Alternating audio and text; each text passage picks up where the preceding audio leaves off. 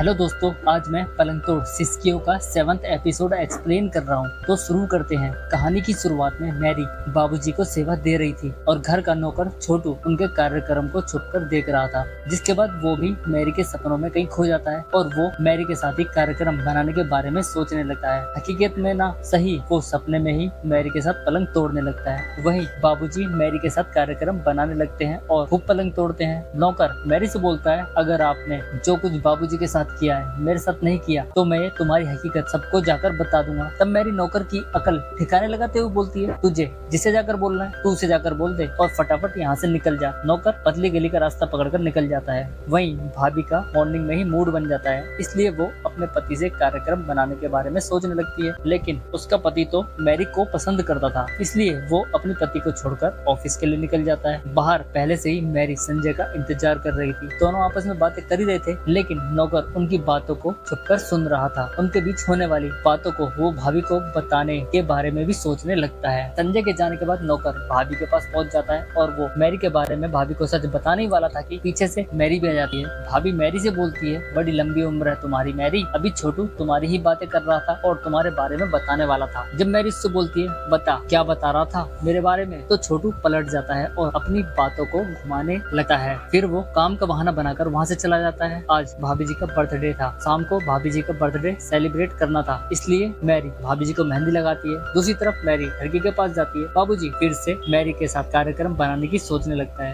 लेकिन मैरी बिना पैसे के गुड्डे के साथ तैयार ही नहीं होती। जिसके बाद मैरी वहाँ से चली जाती है। शाम को भाभी जी का बर्थडे सेलिब्रेट किया जाता है और संजय अपनी वाइफ को मूवी दिखाने के लिए तैयार करता है, लेकिन उसकी पत्नी ने तो ये दिन किसी और के साथ सेलिब्रेट करने के बारे में सोच रखा था। वो मैरी को अपने पति के साथ जाने के लिए बोलती है। भाभी का पति अपनी सारी हसरतें मैरी के साथ पूरी कर पाएगा? देखने के लिए हमारे चैनल को सब्सक्राइब करें। वीडियो अच्छी लगी हो तो लाइक करें। धन्यवाद।